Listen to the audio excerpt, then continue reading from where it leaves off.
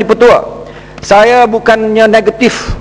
Saya tidak negatif dengan apa jua cadangan-cadangan yang boleh menambah baik amalan institusi judisiari dan juga jawatan kuasa yang bakal ditubuhkan untuk menambah baik ya amalan judisiari di negara kita ini.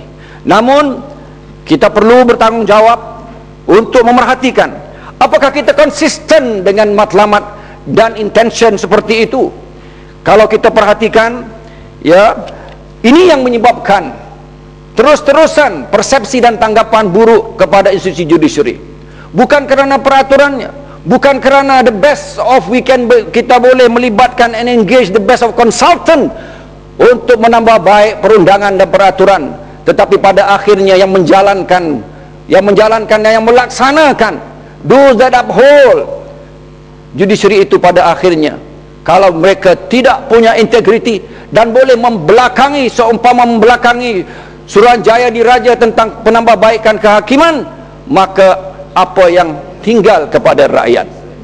Datuk Yang Dipertua, saya ingin sebutkan betapa sehingga hari ini, tatkala telah diputuskan dengan tajuk dan dengan verdik NFA no further action atas Suruhanjaya VK Lingam, Datuk Yang Dipertua, Dewan yang mula ini perlu merakamkan betapa kecewanya rakyat setelah ratusan ribu kalau tidak pun juta ringgit yang dibelanjakan dan melibatkan tokoh-tokoh besar di negara kita ini. Akan tetapi kita lihat bagaimana peluang demi peluang untuk dilakukan reformasi dan transformasi institusi-institusi kritikal di negara kita ini dilepaskan ataupun sengaja buat-buat tidak faham bahawa keyakinan rakyat, keyakinan persepsi golongan business community sama ada setempat maupun antara bangsa masih lagi tidak pulih. Seperti mana yang saya sebutkan sebentar tadi, inilah yang menjadi perkara yang cukup menekan jiwa kami. Bukan hanya yang berhormat di sebelah sini, bahkan juga di sebelah sana juga yang punya dhamir, yang punya jiwa yang masih bersih, kerana menyaksikan dan melihat perkara ini terus-terusan dicerobohi oleh orang-orang, bukan ramai Datuk Yang Dipertua, hanya segelintir saja. Ya, Rantau Panjang bangun ya. Terima kasih Yang Berhormat, terima kasih untuk saya tertarik dengan apa yang dibahaskan oleh Yang Berhormat. Bagaimana kita melihat keindahan satu undang-undang, bukan sahaja keindahan dalam akta, tetapi keindahan dalam pelaksanaan dan keadilannya. Dan kita melihat ini tidak berlaku.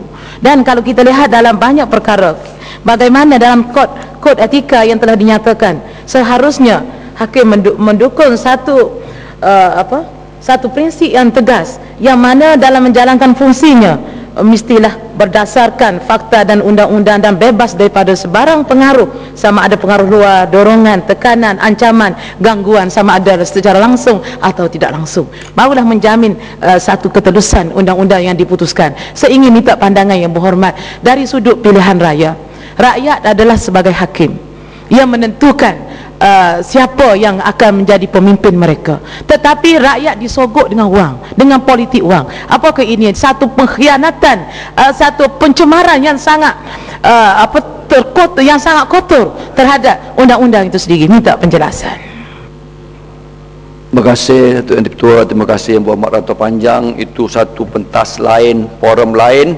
Cumanya saya ingin untuk menyokong pandangan Yang Berhormat Rantau Panjang, kerana mahkamah itu mahkamah rakyat.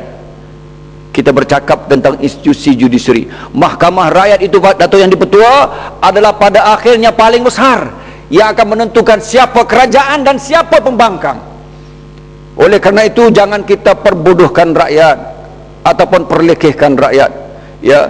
Oleh kerana itu juga kita mahukan insya-Allah Datuk Yang Dipertua, hari demi hari, tahun demi tahun, pilihan raya demi pilihan raya, kita seharusnya menambah baik amalan-amalan kita dalam demokrasi berparlimen ini. Jadi saya mahukan pandangan Yang Berhormat Rantau Panjang sebahagian daripada ucapan saya, kerana ia adalah cukup penting untuk memahami dalam skup yang lebih besar. Datuk Yang Dipertua, saya teruskan sedikit. Memandang kepada rang undang-undang ini, sebelum memasuki peringkat jawatan kuasa, ini peringkat dasar Datuk Yang Dipertua, saya tidak ada masalah untuk menyokong jawatan kuasa etika hakim ini. Cumanya beberapa peruntukan di sana mungkin boleh menimbulkan sedikit kecurigaan, Datuk Yang di-Pertua. Ini kritikannya, kritikan bersebab, berhujah, ya. Jadi saya satu yang saya nampak di sana dalam bahagian 2, ya, keanggotaan jawatan kuasa 52 itu, saya memerhatikan ketua hakim negara sebagai pengurusinya. Saya kurang memahami bagaimana ketua hakim negara pula, ya, yang dicadangkan supaya menjadi pengurusi jawatan kuasa. Apakah boleh kiranya selain daripada ketua hakim negara yang beliau adalah sebahagian daripada institusi itu, ya, kalaulah kecualilah dikatakan di sana, melainkan beliau merupakan pengadu dalam hal tersebut, hakim kanannya yang berikut hendaklah menjadi pengurusi. Jadi ini satu perkara yang policing the police gitulah, yang telah pun disebutkan dari beberapa yang berhormat yang lain sebentar tadi. Jadi saya rasa itu ada sedikit masalah, yang juga dengan peruntukan 53, pelantikan anggota jawatan kuasa adalah hendaklah atas dasar ad hoc juga, Datuk Yang di-Pertua.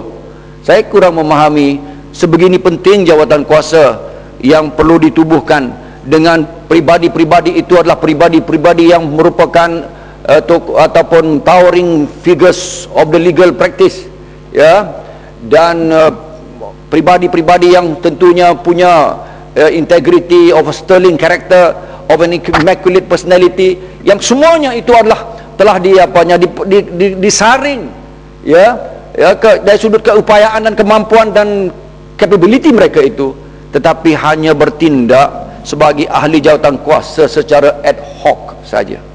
Ad hoc